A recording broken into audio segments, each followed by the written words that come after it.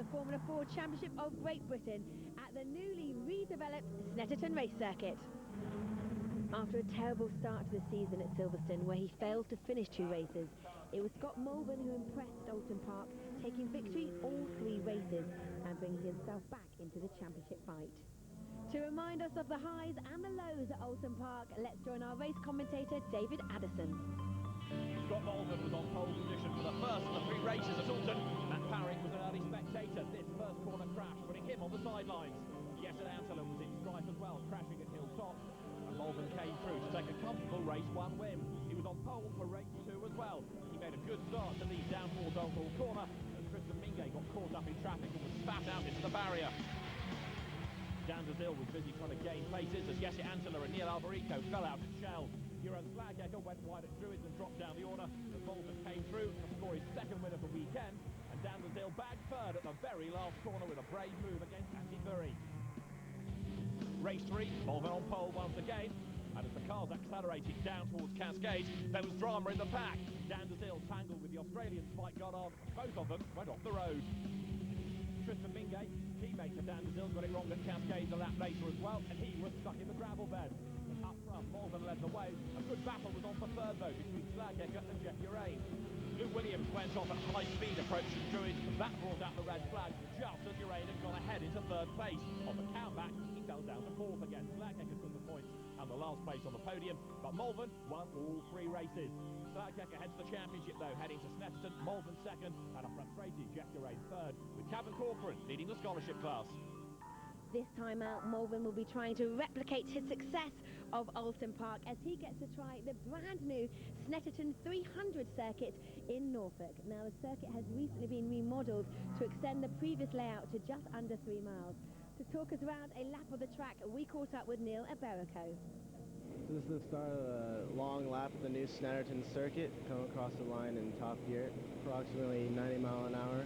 In the first corner, down 1 gear, to fast high-speed double apex, back to power as soon as possible, pull top gear right on the exit, into the first hard braking zone, down 3 gears into first, pull 2nd and 3rd out of that corner, back down to a 2nd gear and a fast left-hander, onto another short straightaway, 3rd gear and top gear, probably around 80 miles an hour, down to a hard brake zone, the 2nd hairpin, back down to 1st gear, get a good exit, pull 2nd and 3rd into a fast left-hander, approximately 60 miles an hour, ride 3rd all the way out to the exit, back down 2 gears into 1st for a hard brake zone, pull 2nd into a fast right-hander right on the rev limiter, pull 3rd right on the exit, and 4th top gear. At the end of the longest straightaway, you'll be on the rev limiter for a 2nd or so. In the draft, about 90 miles an hour. Do a hard braking zone, down 2 gears into 2nd, to chicane, down another gear, across the exit, pull 2nd and 3rd to a fast right-hander, and 3rd right out to the rev limiter across Coram.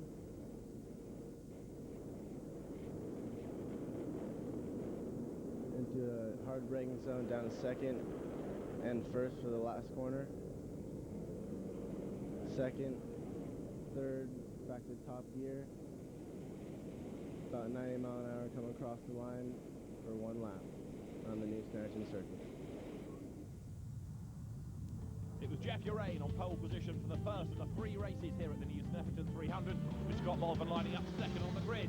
Urain made a good start and led down towards Riches, as in the pack, Jeroen Slaghecker was keen to stay on the tail of the 2 leaders. Urain and Malvern went side by side to Montreal, the new hairpin at turn 2, Slaghecker running behind them. Billy Kivener, though, was an early retirement with broken suspension, and Matt Parry pitted as well in the fluid run Van Diemen. With 2 laps to go, Urain had a problem. Electrical gravity put him on the sidelines. It meant that Malvern would come through for another easy win. Slaghecker 2nd, McBride 3rd, a 1-2-3 for Jamin Racing. Malvern's winning margin was over 5.5 seconds. Slaghecker pleased with his 2nd place because it's more points in the championship. And behind McBride was Andy Burry, Neil Alberico and Philip Leac, with Kevin Corcoran winning the scholarship class in 9th. Up to the grid for race 2 of the weekend then for the Dunlop MSA Formula 4 Championship of Great Britain is Jeff Urain on pole position, keen to avenge yesterday's disappointment with Scott Malvern lining up with him at the front of the grid, the 1x1 staggered grid here. The Australian and the Brit then lock out the front of the grid. Two different teams, JTR alongside there, Jamin Racing, for whom Scott Malvern drives and was an engineer going back 3 or 4 seasons. The second row of the grid, Jeroen Slaghecker and Antti Burri in the black car nearest to us. The 5-second board has been shown, the lights go red and the lights go out now to get the race underway. Who makes the best start then? Scott Malvern's away quickly on the outside of the front row of the grid. Philippe Leac in the black and white car there looking for a way through as well from midfield. He's on the inside, in fact, diving up towards Riches, but it's Urain who leads. Malvern trying to go around the outside of him. Antti Burri up into 3rd spot as they funnel their way through Riches for the first time and now head up towards Montreal. You've got to be on the inside line here to try to gain the place. You can't afford to go wide though, and Burri challenges on the inside and runs too deep into the corner. Gets second, forces Malvern out wide, and that's going to give Jeff Urain a bit of breathing space now as they come out of the corner and drop towards Palmer for the first time. This is the new section of Snetterton, this new 300 circuit with the extra infield corners put in. Out of Palmer now, this very fast run up towards Agostini. You're on board with Slaghecker, making a move for second place on the inside. He's lined up perfectly here to have a go at the next hairpin. He's going to go through on the inside. You see somebody locking up in the background. That looks like it may have been Nick McBride, the Australian, scrabbling his way round that left-hander. And now the short run towards the next left at Hamilton. Then it's right towards Oggies. Go left at Hamilton. This is the approach to Oggies as they're running wide. You see Antti Burri kicking up the dirt. The corner named after Peter Ogden, one of the investors in Motorsport Vision that owns Snetterton and indeed Oulton Park and Brands Hatch and Cadwell Park. From Oggies, it's up to Williams, the right-hander, and then onto what was the Revit, now the Bentley Straight, down towards the S's. These days, 2 different corners, named Brundle and Nelson. More dust is kicked up. This part of the circuit, though, remains just as important for overtaking as ever it did.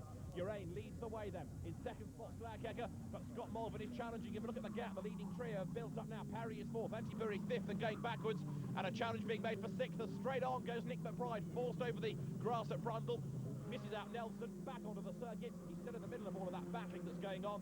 And as he turns his way now through the bomb hole, we get a replay of what happened. He's just hung out to dry on the outside. He's got nowhere to go except across the grass. Lifts off, slots back into the pack. This is Slaghecker's view up towards Montreal now.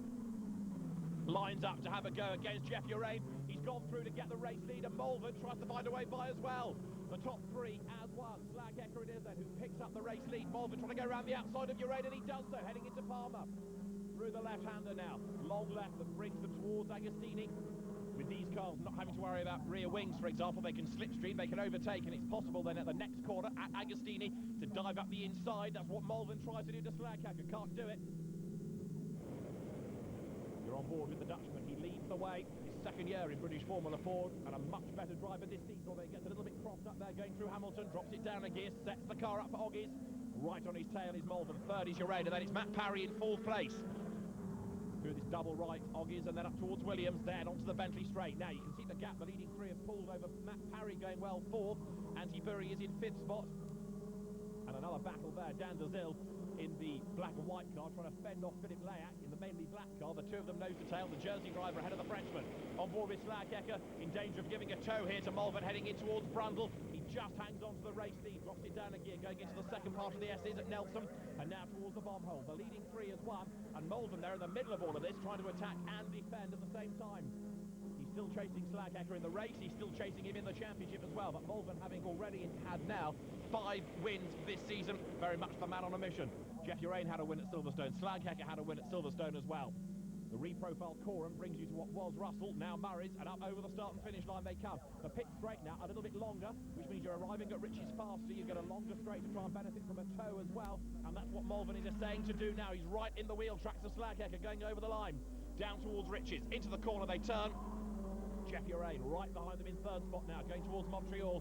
The top 2 not shaking him off, and Slaghecker trying to weave around and break the toe there. Malvern lines up to go all the way around the outside. What a move! Fantastic! Gets his nose in front and just claims the line for the corner. Fantastic effort that, rather than having to dive up the inside or force somebody into a mistake. Malvern just drives right around the outside of Slaghecker. He leads and straight away starts to gap the rest of them. Brilliant move that by Scott Malvern. He moves around now trying to break the toe, and Malvern is easy prey for Urain. The Australian lines up on the outside to have a go at the Dutchman into Agostini. Slaghecker fends him off. They actually got back onto the tail of Scott Malvern under braking there for the hairpin. Now towards the left at Hamilton. The top 3 as one. Matt Parry 4th. Antti Burri, who came close to winning here when battling against Scott Pye last year, is 5th. And Jeff Urain now knows that he can get past Slaghecker. He's He's just watched Malvern do it. He wants to find a way through as well. Really unhappy time at Oulton Park for Jeff Urain, which has put him on the back foot in the championship. And his race yesterday, which retired with a lap and a half to go, was another disappointment for him. So he's desperate here for a good result and for good points. Down they come towards Brundle. See the way that Malvern's moving from one side of the road to the other, trying to break the toe and therefore prevent Slaghecker benefiting from him, being able to claw his way back onto the tail of the leading car. The rest of the field all filed through with their look. Layak having got himself up ahead of the JTR car of Dan Dazil, under pressure once more. Dazil bringing Tristan Mingue, his teammate, with him. The three running together.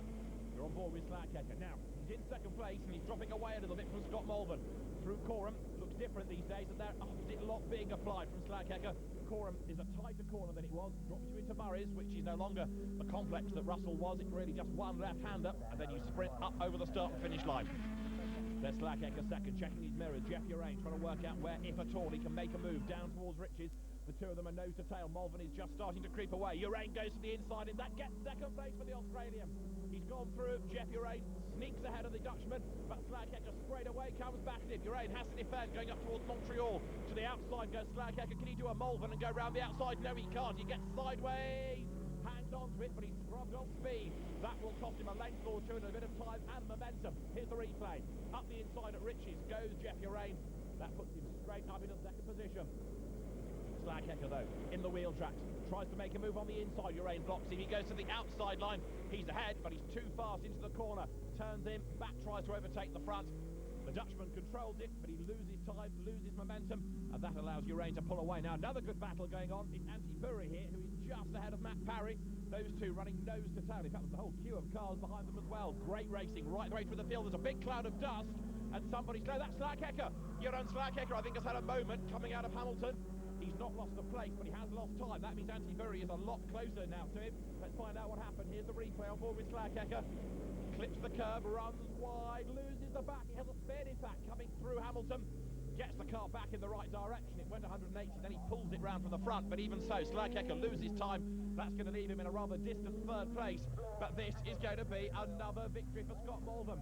1 at Silverstone, 3 at Oulton Park, now 2 out of 2 at Snetterton. What a season it's turning out to be for the runner-up last year. Scott Malvern wins the race, and this man is on target to win the scholarship class. He's got no opposition this weekend, so Cavan Corcoran's main task is to do as well as he can overall, and it's 13th place for Cavan Corcoran, who comes across the line now in the Get'em Racing Run Miguel. The 6th win of the year for Scott Malvern, just under 3 seconds is winning margin. Jeff Urain second, and Spinner Slaghecker in third. Dan Dazil triumphs in the battle to be 4th ahead of Matt Parry and then Nick McBride, with Corcoran winning the scholarship class. Everything's going really well in the races for us at the moment. Qualifying was a little bit of a struggle. I didn't manage to get a toe on my fastest lap, so starting P2, but you know, I think we've got good race pace, and we showed it in the first 2 races here. There's another race coming up right after the break.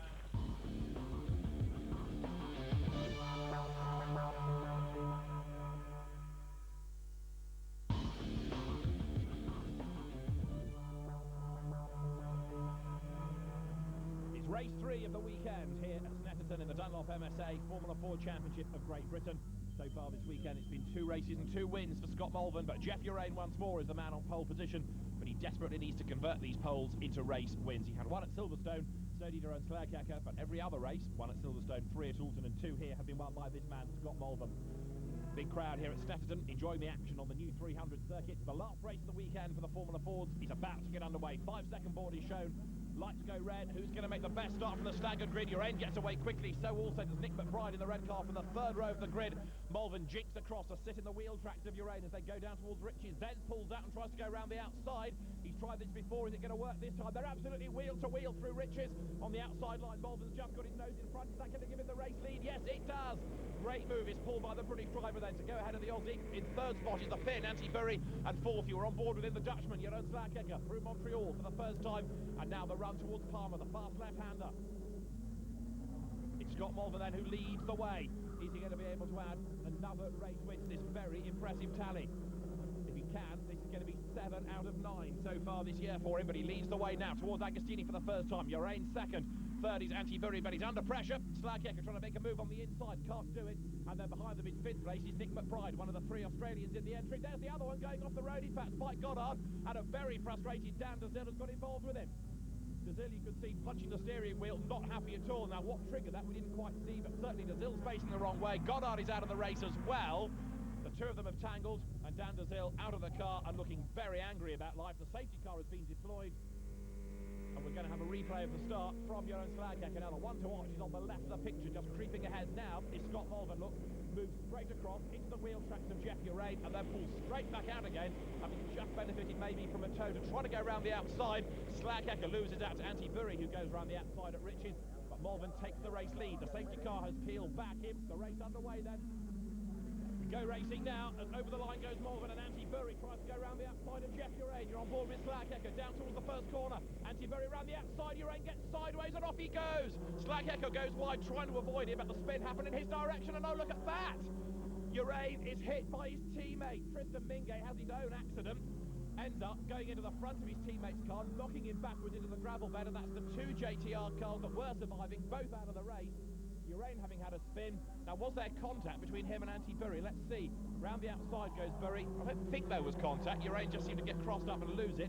He skates off wide. Slaghecker thought he was going to be okay going to the outside, and then had to go even wider to avoid Urain, who just drops a wheel into the gravel, and then, for whatever reason we didn't see, Tristan Mingay contrives to spin and clobber the front of his teammate's car.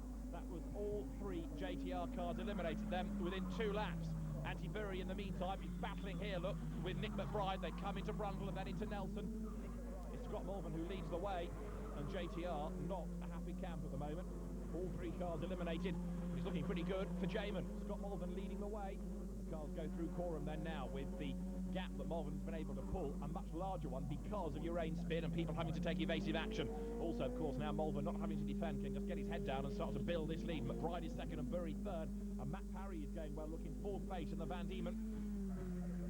Been a bit of a mixed start to his car racing season here, because Parry's had a few quick races and a few incidents as well, but now he starts to learn about Formula Ford and of course learns about the circuits all weekend as well. He's going better and better. Philip Layak behind in fifth, but coming under pressure. Jake Cook looking for a way past him, but Anti-Bury now right on the tail of Nick McBride as they go towards Montreal, and here comes Parry up on the inside. That gives him third as McBride locks up and goes wide. Parry tries to duck up alongside him, couldn't quite make that move stick, and Anti-Bury in the black car then, run by LMS, the Miguel SJ11, right up behind Matt Parry now. The Van Diemen mixing it, as you can see, with the leading Miguel's, the French constructor, rather the dominant manufacturer these days within Formula Ford. But don't rule out Van Diemen, don't rule out Matt Parry, because he's driving well, and Jeroen Slaghecker is trying to recover from his grassy moment down at Riches. Goes to the inside, heading into Agostini, trying to gain a place, couldn't quite do it there. You can see 22, Neil Alberico looking to gain ground as well. He's on the back of Philip Layak. There's a great gaggle of cars there all arguing over position. And Slaghecker needs to work his way up the order in order to claim points in the championship. He's still carrying that championship lead, but race by race, Malvern by winning is whittling it away. Very similar situation to last year when Malvern was being caught in the championship by Scott Pye, who was winning races, and Malvern was adding points to his tally all the while. Well, now Malvern is in the reverse position. He's having to chase after 2 retirements at Silverstone. That's why you have this championship situation of the winningest driver not being the championship leader. On board with Slaghecker now. It's all happening ahead of him, and he's closing up as well on Bentley Straight. Diving into Brundle. Jake Cook goes through on the inside of Layak. In the midst of all of that is Jesse Antiller as well, trying to find a way through with the red, white and blue Ray. At the back of the group, Cavan Corcoran. Cavan's still a bit frustrated that the car doesn't seem to be on the pace straight away. It takes a few laps before everything becomes comfortable for him. If they can dial that out, then he'll be a major factor for overall position. Slaghecker through Coram, down towards Murray, trying to line up for a go on the inside. Is he near enough? Thinks about it, but there's no room there, so Jeroen Slaghecker has to slot back in behind Jesse Antiller. In fact, because that move didn't work, he's in danger of running wide, and he may well be challenged by Corcoran coming over the line.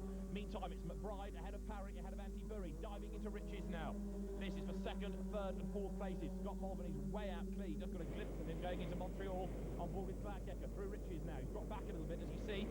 That was all because he ran wide coming out of Murray's. Now, which way does he go? There's a gap on the inside, but that's soon blocked, because up the inside to defend goes Jesse Antiller.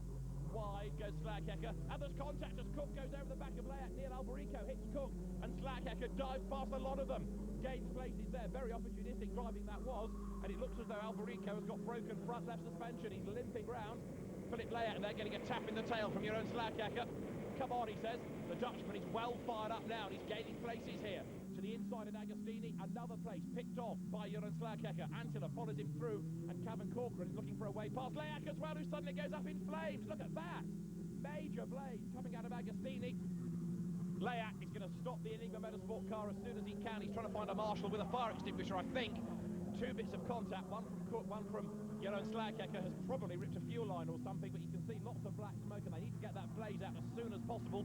Philip Leak clambering out of the car, but he wants to have some car left, and there you can see also peeling off the road is Neil Alberico, who's got his broken suspension, a legacy of the contact. Come on, says Leak, where are you? Marshals are there now with the extinguisher, but Philip quickly gets the extinguisher off them to set out the blaze himself. Now here's the replay. Coming through Montreal, he's a little bit slower out of the corner. Cook rides over the back of him. Alberico rides over the back of Cook. Cook has frontal bodywork damage. Broken suspension for Alberico. And this is what Slaghecker was able to make of it. He sees what's going on the outside. Bang and bang and bang. He ducks up the inside, gets past most of them. There's only Leak ahead of him, although he gets squeezed onto the grass there, in fact, by Leak trying to defend his position. That doesn't amuse the Dutch driver. Through the corner, and again, Leak's car just not picking up. So like Cook hit the back of him, so does Slaghecker, who vents his feelings as he goes alongside. Well, there you've got two frustrated drivers walking away, Leak and Alberico. A car, thankfully, with its blaze extinguished by the side of the road. The safety car has been deployed because of that blaze, and there isn't time enough to get the race underway because we're at the end of 18 minutes, and they come across the line to take the checkered flag behind the safety car. Not the best way to win a race, but for Scott Malvern, it is another race win, and that means it's 7 out of 9 in the Dunlop MSA Formula 4 Championship of Great Britain. Nick McBride over the line in second, Antti Burri third, and Jeroen Slaghecker, believe it or not, recovers the fourth place because of that shenanigans a lap from home. Fifth, Jesse Antilla, and Cavan Corcoran doesn't just take a scholarship class win this time, he also comes home in a very impressive 6th place overall. But Scott Malvern's winning streak continues. That is 6 on the bounce.